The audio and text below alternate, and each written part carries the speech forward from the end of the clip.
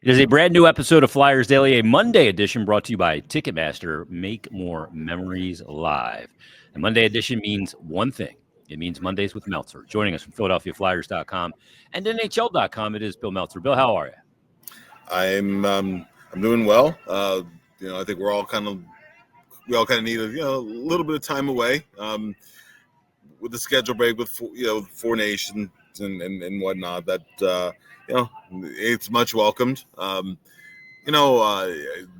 been a lot of hockey recently, but it's coming. It's coming at a good time. It'll be interesting to see what things happen on the other side of it, and and glad to hear that you're feeling a little bit better right now. So that's that's all great news. And before we get going, I wanted to pass along a special shout out from two of our most loyal people who watch the podcast religiously. So it's on behalf of Jack and Rob Murray. They and so many other people are behind you every step of the way here, Jason. Oh, it means a lot. I appreciate that so much. And I will tell you that, laying in bed when I can't, and I don't have a lot of juice, or I'm feeling really crappy, or have no energy, and reading the messages people have sent has been a huge help to me. And keep them coming because it is much appreciated. Bill, the break from a hockey standpoint does come at a good time because the team had lost 5 straight. They get the win over the Penguins just to kind of maybe lose the bad taste in their mouth heading into the break. But from a hockey standpoint, they need a bit of a reset. If they want to have a push coming out of this break, it's going to have to be immediate out of the break. But sometimes it's good to not have to have any games on the schedule when the team is kind of struggling overall, both on the ice in their play and their health. No, for sure. Flyers need to get some bodies back. They definitely need the reset right now. It's not a secret that recently, in particular, goals have been very hard to come by. Missing bodies, dressing a full lineup has been almost impossible recently. Incorporating 2 new players into the roster, it's a lot of things going right down the line. I thought of the game against Pittsburgh. Neither team had really anything going in their legs. Both teams just looked like they needed this break. But obviously both teams were missing players. I would expect better, more emotional, more energetic games when they play the Penguins right off the bat, coming out the other side of this break. For the Flyers last night going in, really it was all about they needed 2 points. It didn't matter how, and it was about as ugly as it gets. It didn't matter. They needed the 2 points just mentally to take into the break and refocus a little bit, so it's not hanging over them for the next 2 weeks. I think that John Tortorella said the right thing, where it's not in any of their DNA to tank. It doesn't matter. It doesn't matter where they might be in the standings. They're just too much of competitors, and while the organization will do what it does, the coach and the players always operate on a principle. They're going to compete and to try their damnedest to win. So just for the group that's in the room, I think it was important to take a win into the break. Ugly, artistic, it didn't matter. So now they don't have the losing streak hanging over them heading in. And listen, reality is what it is. The Flyers just have to get awfully hot in a hurry. And a lot of these teams, and a lot of help because these teams will be playing one another. Yeah. So there'll be games. There'll be 2 teams you're chasing, and one is guaranteed to get 2 points, and you're just hoping that it's not one of those 3-point games. But just in terms of the group itself, where you go from here, I think it was needed. Yeah, and look, I said this on the post-game show of the Penguins game over the weekend. The only thing that matters now is how you come out of this break. And whether they get themselves back into a position to be considered a legitimate wild card challenger and come short, or a wild card challenger and come through, it almost doesn't even matter to me. It's how they come out in these final 26 that matters to me, because there is an opportunity for guys to really put an exclamation point on development in a season where you don't get a chance to get a reset like this. So I think this is very telling. I think certain teams are going to come out and just not perform well. They're not going to handle it well. Some are going to that weren't playing well are going to come out of it and handle it great. It's all to play for after this, but from an Yeah. individual player perspective, I'm really interested to see what we see. Rasmus Ristolainen will not be playing in Four Nations, Bill. He missed a couple of games prior and has opted to pull out of playing for Team Finland. So he will not be playing in Four Nations. Yeah. I guess that's a good thing for the Flyers. You want to get him back healthy again, but his name has also been out there of late with Scott Laughton's, possibly leading up to the deadline now, just 2 weeks after Four Nations is over. It'll be trade deadline time on March 7th. No, for sure. There's always that undercurrent every day. I mean, it was in the air during the Penguins game, right? Because particularly when any kind of rumor comes out of Toronto, which is the rumor capital of the world, right? It's always in the back of your mind. If a player is not playing, well, is he being held out for a trade or whatnot? With Ristolainen, it is injury issue. And it's also not a secret. There's quite a bit of interest in Ristolainen out there right now. He's never played in a playoff series. He has some term, given where the cap is going to increase. Everybody's cap it mitigates a little bit just based upon the cap going up. And what teams look for, right? They look for size. They look for competitiveness. Ristolainen has had maybe the best all-around season of his career. Not point-wise, he's not going to be the 40-point guy he was in Buffalo. He's not going to lead the league in hits by defensemen anymore because he's changed his game. But he's a better player for it. I think the league as a whole has seen how well he's played when he's been able to stay in the lineup. You always feel bad for the player not being able to represent his country because it means a lot to these guys. But it's the right move. This is where discretion is the better part of valor for the player, and also for the organization as well too. Where whether you have him on your roster for a potential push or going forward here.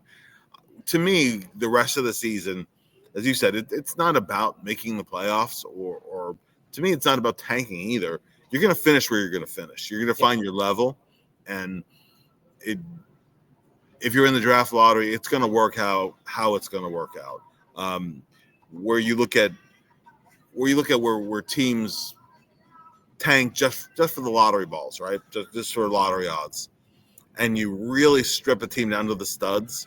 What you find out is no matter what you get in the draft, one player is not going to be enough, and it's to me this is a barometer of how far the Flyers have to go, to be a playoff team, a comfortable playoff team, right? Not a team that's on the bubble, and there's a ways to go still. But if you're really in tear down mode, then you're a long ways off.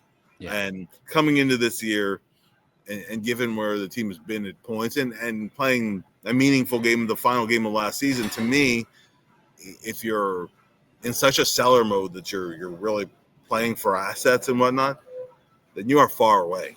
And, really far. Really far away. So I would like to see the team at least be as competitive as possible, and the chips will fall where they may. That's always been my point of view. I'm not wired in a way where I ever root for a tank openly because I know it takes it can take a really long time, and there's a lot of luck involved too, Jason. Yeah. So. I mean, look at Chicago. There was luck involved in getting to number one there. Yeah. I mean, they ended up beating the Penguins in the final week of the season, and they had the Flyers in the final week of that season too. And Jonathan Toews, if he scores on that breakaway against the Flyers late in the third period, they don't end up with Connor Bedard. They get the prize, but they strip their team down to such bare stud that he's just learning bad habit after bad habit there because he's got really no one to play with. And there's a huge, he looks miserable because when you can't compete and you're used to dominating, that's a tough thing for a young player to live with. For sure. And you look at, I mean, he's everything he's cracked up to be, and I think he's going to be a superstar for a long time. but you're always under a microscope where there's an unfair expectation you're going to turn the team around by yourself. The player puts that on his own shoulders. And yeah, when you're in a losing environment, bad habits set in.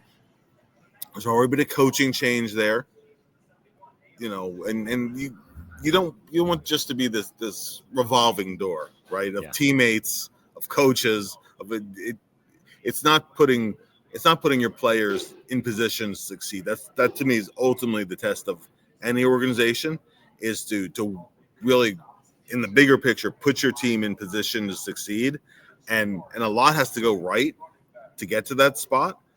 And as I was just saying, that there's also a good deal of luck that's involved. Look at Flyers being able to get Michkov, right? Where going into that year, circumstances just worked out between the politics side of it, between some teams being concerned about when you could actually get him over and whatnot. Otherwise, he wouldn't have been there where the Flyers picked. Other years, this year's draft, and we'll talk about it more in the months to come. Potentially talk about it a little bit during the break now, but this year's draft was hyped a year ago, and is now it's almost gone the other way, where people just kind of denigrate this draft. It's a really lousy draft this year. Well, I remember the 2006 draft. In 2005, said, well, wait till next year's draft. And that draft rolls around, and they said, oh, well, the draft isn't nearly what we thought it was going to be. And then you look at that draft and see how many of those guys played 1,000 or more games, and a very good first round, to the point where the Flyers got Claude Giroux 22nd overall in that draft that was supposedly so weak as it came around. You don't know sometimes. You're drafting 18-year-olds, so the Flyers have all these assets right now, and they're not going to use all of them, I don't think. So you can diversify a little bit. Maybe you package something and you move up to get a player you really covet. Maybe you move some pieces around to where some of those assets are kicked down a year from now, or maybe some of them are packaged right now in trades. So to me, really, these next few months of the off season, and the process to be kind of started with the trade with Calgary, everybody's being assessed as to who will be part of this moving forward, and what you really need to add. It's no secret, of course, that a number one center is the top priority. When the GM mentions it a couple of times, it definitely is not. No, for sure. No secret anymore. No, but I mean, everybody kind of knew that ahead of time. Yep. But the Flyers, if they can do that, if they can go out and they get a first line guy, right, a first line center, where a lot of other pieces fall in place behind it, then potentially, if other things go right, maybe this time next year we're not talking about draft lotteries and things. I'm hopeful anyway. Yeah, so I think there's a big offseason in store, Bill. There's a huge offseason, and I think realistically, they're not a contender in the immediate future, but hopefully that can be within sight within a couple of years if you do things right, and that's really what I want to see happen. Yeah, and one of the things you got to do to do things right is, just because you need a 1C right now, whoever the first guy is that's the first available 1C, you don't have to get him. Like, people, if the first guy that's out there and available at the deadline or whatever, and they don't sign him, don't freak out. You got to get the right one. Yeah. You don't, in this situation, you do not settle. You get the right one. And if that takes waiting to a little bit for the right guy to be available, you need to wait for the right guy to be available. You want this to be a decade of great hockey. That's what it's incumbent for that to happen. By the way, that 2006 draft, 10 players of the 30 drafted in the first round have all played over 1,000 games, including Flyers defenseman Eric Johnson, who was the number one overall in that pick, in that draft as well. Bill, what'd you think of Kuzmenko? Because, well, I thought his first shift was about as perfect as you could do. He goes out there, great forecheck, gets in on the forecheck, makes 2 plays on the forecheck, gets back defended, starts the rush, ends up with an assist on the goal on his first shift as a Flyer. Yeah, couldn't other than maybe being the one who scores it, but no, he made a great play on there, moving the puck up ice. He made several plays during the game where I thought everybody in the game looked like crap but him. Yeah, and Ersson. Yeah, I thought Kuzmenko had a really nice debut. The stat line didn't show it. If you look at the you know the scorecard thing, the NHL stat scorecard thing, stat card, he was on the negative side on stuff because he just happened to be on the ice when you end up defending a lot. But I thought that he made some really high skill plays. I kind of expected him to come in and have a good game. I wouldn't be surprised at all if he's really good coming back from the break and having a good rest of the season. My concern and my skepticism is that he's on his third organization, right? He had a great start in Vancouver. Year 2 in Vancouver, the wheels fell off for him. He ended up in Rick Tocchet's doghouse. He ended up in Calgary. And he hit the ground running in Calgary and had immediate success. And this year has been a struggle again for him. I think he'll have success, but I want to see him sustain it. And one game isn't going to change that, or 5 games, or even the rest of the season. The Flyers have to make a decision. Does he show enough to where you want to bring him back as an unrestricted free agent this summer? That's a piece of that. And also, Jason, I'm really looking forward to seeing Jacob Pelletier because I think that he's a player, having seen some of his games in Calgary, particularly when they played Dallas, that he's one of those nonstop motor players. He's small. He's no bigger than Bobby Brink, but he's one of those small guys who plays like he's much bigger because just because his competitiveness level. He's a good passer. You can move him different spots around the lineup. I think he's going to have value. He's still young. He's restricted free agent this summer. He's not going to be in line for a huge raise. Probably a bridge deal at a modest increase. That's a guy who I think can come in and help you. But as you're shaping the roster, I think he'll be here for a while.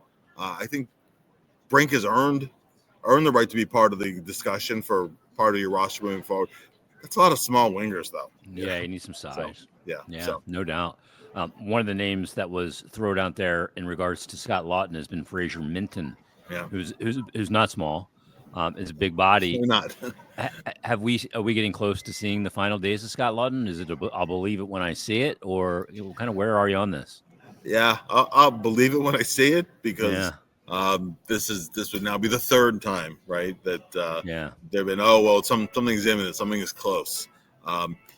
This time he has some term left, unlike previously when he was coming up on free agency.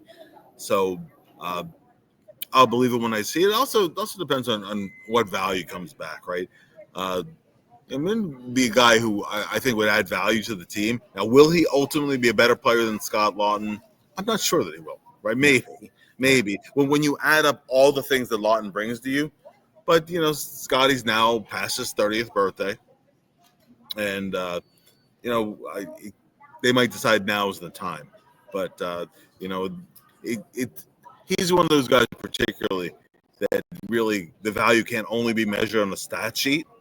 He brings so many other things to the locker room, to the penalty kill, to other things beyond just the raw numbers that he brings. But would it shock me if they decide now is the time? The offers won't get better moving forward. Yeah, I can see that. Yeah, I can as well. You used the word sustainability earlier in regards to Kuzmenko. And one of the things we've wanted to see out of Sam Ersson was some consistency and sustainability this season. I thought he started off the year well and then had the injury in and out of the lineup a couple of times and never really caught a rhythm. But Bill, in his last now 14 games, he's caught quite a rhythm. He's 9-4-1 on a team that doesn't win at that clip, that kind of points percentage. He's got a .920 save percentage and a shutout in there as well. We're not talking about a small sample size anymore at 14 games. And he's been excellent of late. Frankly, Team Sweden's got to be considered playing him in this Four Nations at this point as well, the way he's playing.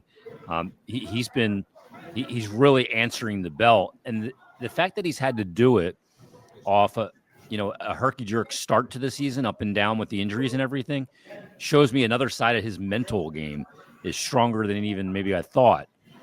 He's starting to kind of answer the question at goaltender. He's going to be a tandem guy, I believe, a 52 to 55 with a good number 2 goalie, but he may be that guy that can carry that load as the 52 to 55 game player.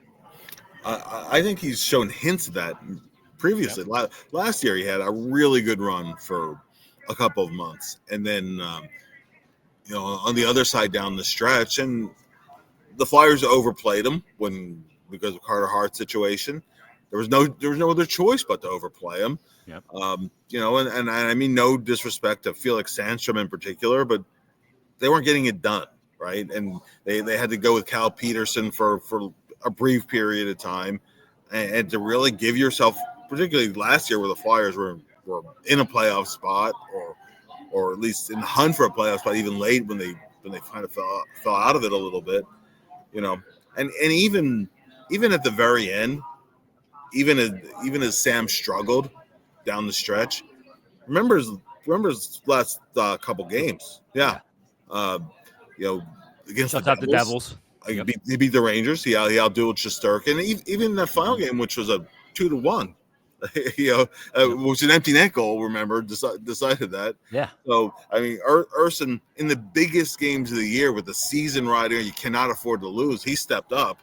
Just the team itself just couldn't quite get there. So that ability has always been there. In the World Championships for Sweden, he shared the net with Gustafsson, so he's done that a little bit internationally too. Really, it's just been, particularly this year, staying healthy. Yeah. If he can stay healthy and his workload is reasonable, and so he doesn't run out of gas down the end, I don't see a reason why he can't keep him competitive. The thing I remember last year when he had that shutout against the Devils, I remember talking to him after practice and saying, I didn't think you were capable of that with all that's going on lately. Yeah. It was a 1-0 shutout. Yeah, I mean, that's the hardest to get. There's no margin for error. To go out there and do that in that spot, I thought was, super impressive. And to give his team a chance in those last 3 games really says something about. And then the guy goes into the offseason and says, the main thing I want to work on, I'm going to work on elements of my game and movements and all that stuff and technical abilities. The main thing I need to to work on, though, is my mental game, because I think it can be better. Oh, that tells me I love hearing that. So much of that position is between the ears. And I think being on Team Sweden's great for him, too, and great for his confidence to be on that level. So best of luck to Sam Ersson. Travis connecting Travis Sanheim for Team Team Canada. And Rasmus Ristolainen will not be playing for Team Finland, but we wish them all luck. Should be a great tournament this week as well. Bill, great stuff. Catch your flight. Have a great break with back in Dallas with the family. Go Birds. We definitely both going to say that. I don't know if you'll be able to say that back in Dallas, but you'll have some people you can say it to. And I know you can say it to Lee, your wife. So for sure. You can do that as well. Read Bill's work at PhiladelphiaFlyers.com, NHL.com. And we will talk to you next time on a brand new Flyers Daily.